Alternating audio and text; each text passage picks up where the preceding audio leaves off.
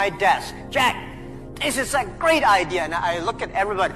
Everybody say it is a good idea. I normally throw it into the rubbish. Because everybody say it is good. Then all the other people think of. If everybody say this is going to be very tough, I'm very interested in that tough question.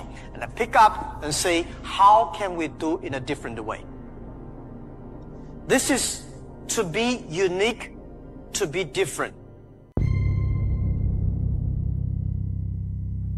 Madam, welcome back from that short break. The Inspector General of Police, Kayode Igbotoku, has ordered the redeployment of 11,566 police officers who were previously assigned to VIP protection duties. They've now been reassigned to the served and vulnerable communities across Nigeria following that full return to the force.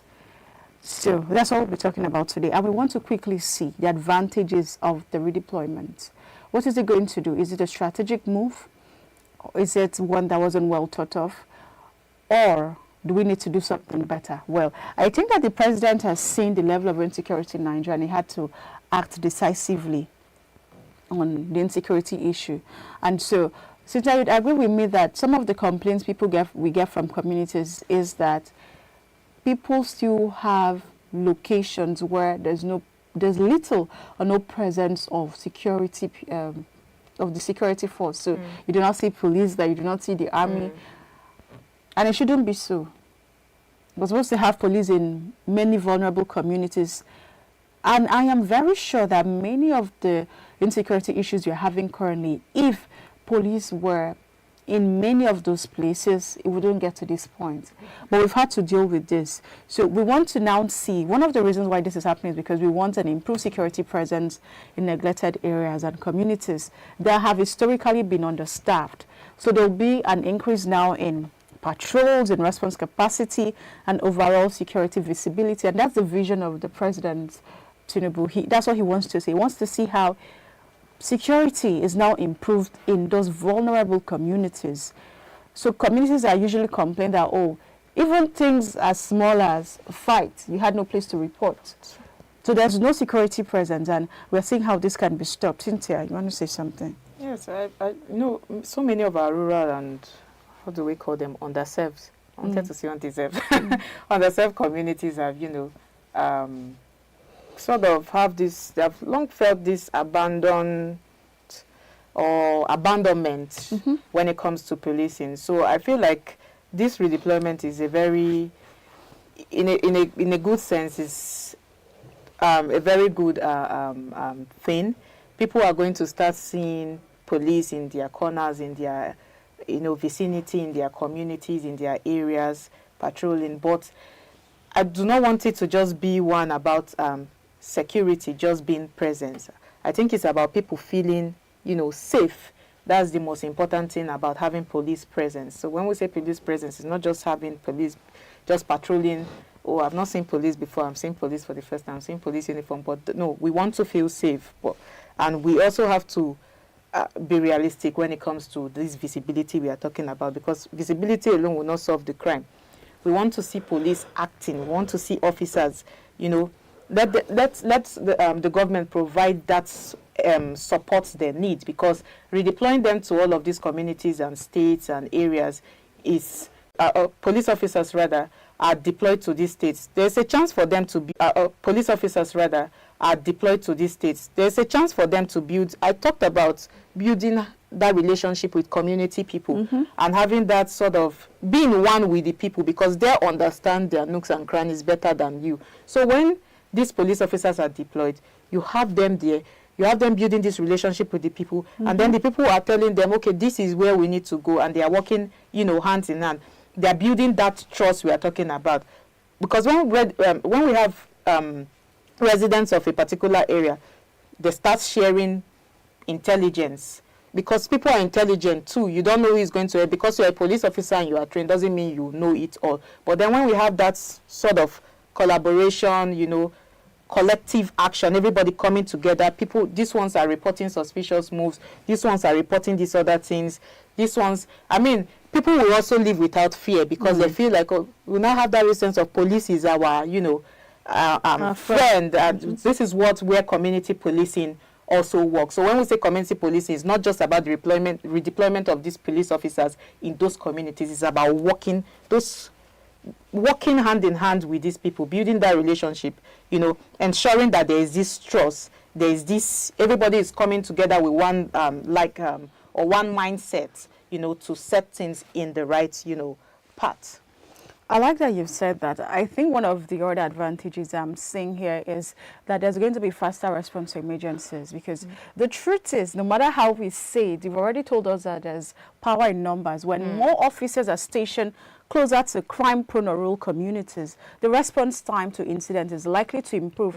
Cynthia, we've seen many cases where there's a robbery incident, people are able to call the police, but because of the distance to where the crime scene is, lives are lost, properties are lost, and so what happens? The crime is successful. So we want to see that faster response to emergencies now. And you cannot have that if there's no quick intelligence sharing. You've already spoken about good rapport with community.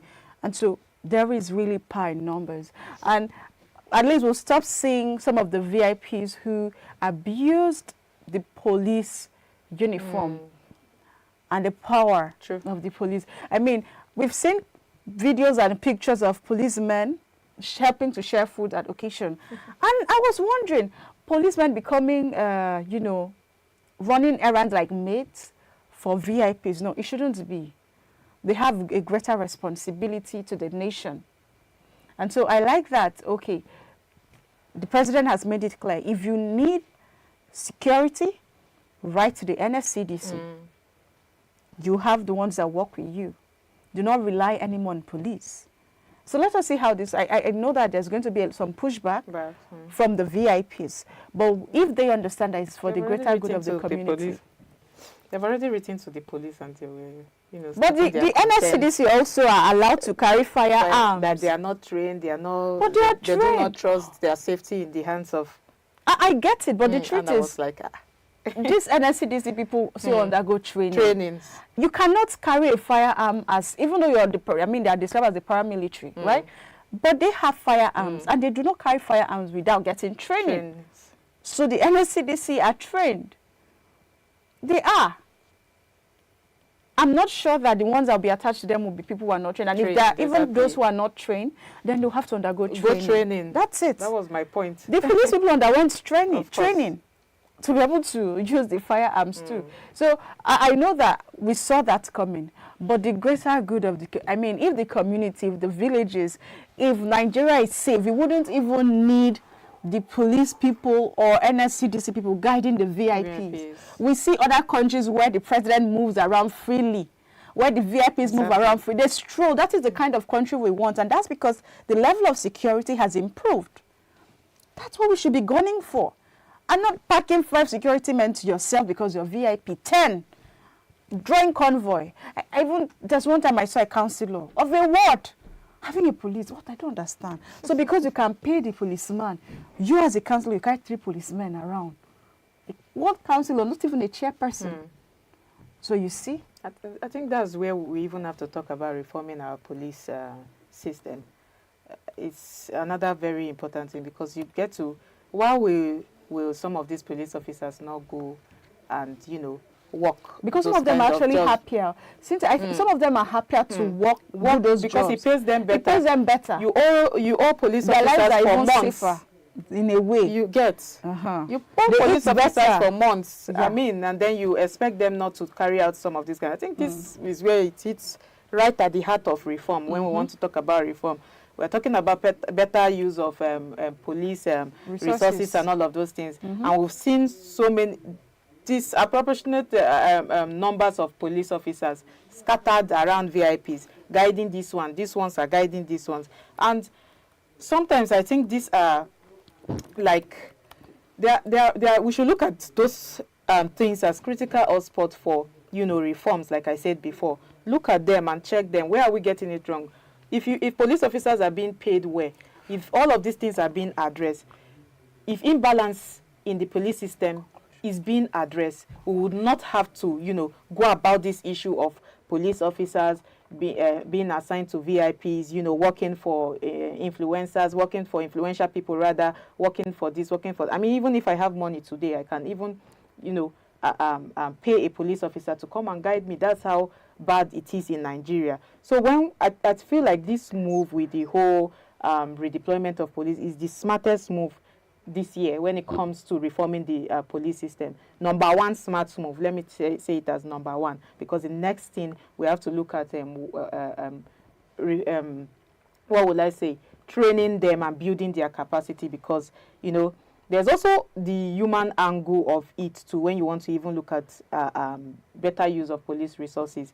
When you see some officers, they may have built their careers around all of those, you know, VIP assignments and all of those things, build that, just like what you are talking about, they pay them better, they give you good food, give you this, you are gaining a whole lot of things. So I feel like these things should be managed strategically, because when you look at it very well, it's not just a bureaucratic issue here we are talking about. There's a whole lot, and a whole lot of transition needs to, you know, come in. Thank you, Cynthia. I'll take that as your wrap-up. So let me quickly just wrap up. You agree with me, I hope Cynthia agrees, that the redeployment of over 11,000 officers is one of the significant policing shifts that we've seen in recent times. So whether it becomes a turning point for Nigeria's internal security or just another policy that fits away will depend on the implementation, the consistency, and the willingness of both the police and the public to embrace the true community collaboration. Well, again, I must say kudos to Mr. President for coming up with such initiative at a critical time like this. There's a whole lot facing us as a country, and we must say that President Tinubu coming up with this initiative to redeploy over 11,000 police to rural communities or vulnerable communities is something that we must laud, and to it's well done. But that's the much we can take on the Idea Morning Digest this morning. Do well to keep in touch with us, watch out for our news stories, engage with our posts, download our bulletins, and just be part of the big family. Until we come your way next time, my name is Chinatu Oji, and I've been with Cynthia Basi. And we're saying bye for now.